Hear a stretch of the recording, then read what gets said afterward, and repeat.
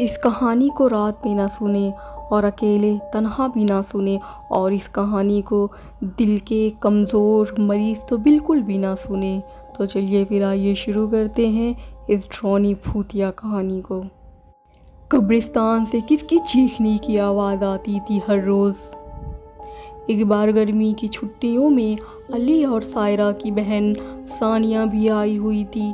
तीनों मिलकर रात के लगभग 12 बजे एक रूम में ट्रूथ और डेयर का गेम खेल रहे थे।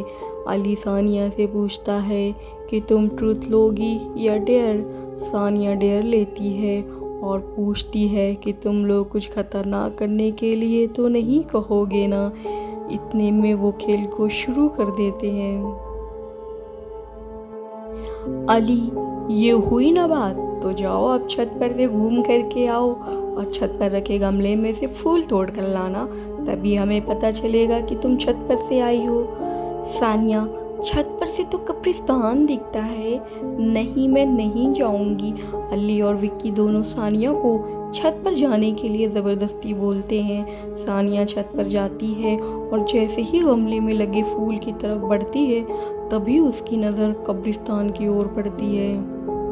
कब्रिस्तान रात में दिखने में बहुत खूंखार और डरावनी लगती है। सानिया सहम सी जाती है, लेकिन वो कर भी क्या सकती थी, क्योंकि उसे डेयर का गेम जो खेलना था। कब्रिस्तान में एक बड़ा सा सूखा पेड़ होता है। वो देखती है कि उस पेड़ पर एक सर कटी हुई उल्टी लाश लटक रही होती है। सानिया उसे देखती है और ज़ोर से चिल्लाती हुई बेहोश हो जाती है। फिर जब सानिया बहुत देर तक छत पर से नहीं लौटती है, तो अली और विक्की दोनों डर जाते हैं और वह छत पर जाकर देखते हैं तो पाते हैं कि सानिया बेहोश पड़ी है। और वह तुरंत अरबाज को बुलाते हैं और सारी बात बताते हैं। अरबाज, तुम तीनों को ऐसा खेल खेलने की क्या ज़रूरत थी? और अली, तुम तो जानते हो उस कब्रिस्तान के बारे में कैसी कैसी खबरें आती हैं, फिर भी तुम सानिया को रात पर छत पर जाने के लिए क्यों कहा? तुम ऐसा कैसे कर सकते हो?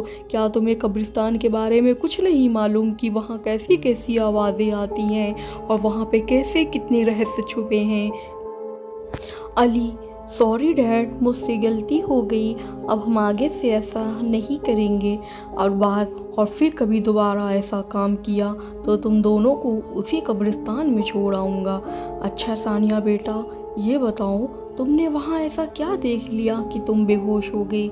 सानिया सहमी हुई हालत में मनोहर को सारी बात बताती है और उसने क्या देखा। अरबाज ने उस कब्रिस्तान के बारे में ऐसी खबरें पहले भी सुनी हुई थी, इसलिए वो सानिया को डांटता नहीं है और बच्चों को संभल कर रहने की सलाह देता है। एक दिन मनोहर किसी काम से छुट्टी पर गया हुआ था और फिर सानिया और ये सब मिलकर फिर से कब्रिस्तान की ओर जाने की और वहाँ का रहस्य जाने का निर्णय लेते हैं। अली, विकी, तुम्हें क्या लगता है सानिया ने जो कहा वो सच है? मुझे लगता है कि वो सिर्फ बातें बना रही है, वो उसका भ्रम होगा। विक्की, अरे नहीं भाई, तुमने उसकी हालत देखी नहीं, एक दिन भी और यहाँ रुकने को तैयार नहीं हुई वो और घर चली गई। मुझे लगता है कि उसने सच में कुछ देखा होगा। अली, चलो हम दोनों कब्रिस्तान में जाकर खुद ही देख लेते हैं ना। विक्की, अरे भाई तुम पागल तो नहीं हो गए हो? अपनी जान बहुत प्यारी है मुझे, मैं कहीं नहीं जाऊंगा और तुम भी कहीं मत जाना। ऐसा कहकर वो चला जाता है।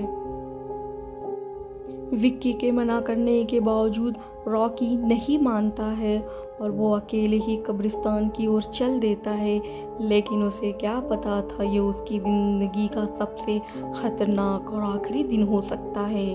कब्रिस्तान का दरवाज़ा खोलता है और अंदर चला जाता है। वह उस पेड़ की ओर देखता है जिस पर सानिया को सर कटी हुई उल्टी लाश दिखी थी और रॉकी खड़े होकर उस पेड़ की ओर देखता है। तभी एक अदृश्य हाथ उसके पैरों को पकड़ लेता है और रॉकी डर जाता है और ज़ोरों से चिल्लाने लगता है, बचाओ बचाओ बचाओ, मुझे छोड़ दो, मुझसे गलती हो गई, फिर कभी मैं दोबारा यहाँ नहीं आऊँगा, छोड़ दो मुझे। लेकिन उसकी सुनने वाला वहाँ कोई भी ना था। इतने में अरबाज, ये क्या, ये तो अली की आवाज़ लगती है, ये तो कब्रिस्तान से आ रही है, मुझे जाकर देखना चाहिए। अरबाज कब्रिस्तान में चारों ओर देखता है लेकिन अली कहीं नहीं दिखाई देता है।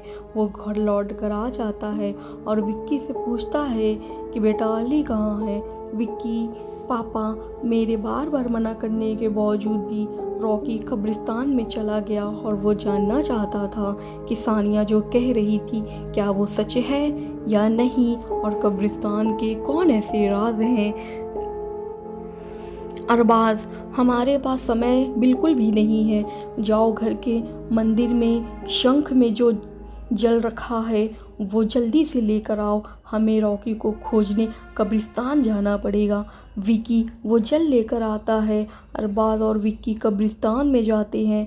अरबाज जल छिड़कता है, फिर उसे किसी के घसीटने का निशान दिखाई देता है और वो समझ जाता है कि फिर उस निशान का पीछा करते हुए उस कब्र तक पहुंच जाता है। अरबाज कब्र के पास वो जल छिड़कता है, कब्र से अजीब गरीब आवाज़ें आने लगती है और विक्की बहुत डर जाता है। अरबाज, मुझे लगता है कि श्रापित प्रेतात्माओं ने अली को इस कब्र के अंदर कैद कर लिया है, हमें जल्दी से निकालना होगा। तुम ये पवित्र जल आसपास छिड़कते रहो, इससे हमें वो प्रेत आत्माएं कोई नुकसान नहीं पहुंचा पाएंगी। मैं कब्र को खोलने की कोशिश करता हूँ। अरबाज उस कब्र को खोलने की बहुत कोशिश करता है। अंत में वो कब्र खुल जाती है और उसके अंदर अली लथपथ बेहोश पड़ा होता है। अरबाज अली को लेकर हॉस्पिटल जाता है, उसकी हालत बहुत गंभीर होती है। उस दिन के बाद अरबाज उस घर को छोड़कर शहर से दूर एक दूसरे घर में अपने पूरे परिवार के साथ रहने चला जाता है। और दोस्तों, यहीं से कहानी का अंत हो जाता है। आपको ये कहानी कैसी लगी हमें कमेंट बॉक्स में ज़रूर बताइएगा और चैनल को सब्सक्राइब ज़रूर कीजिएगा।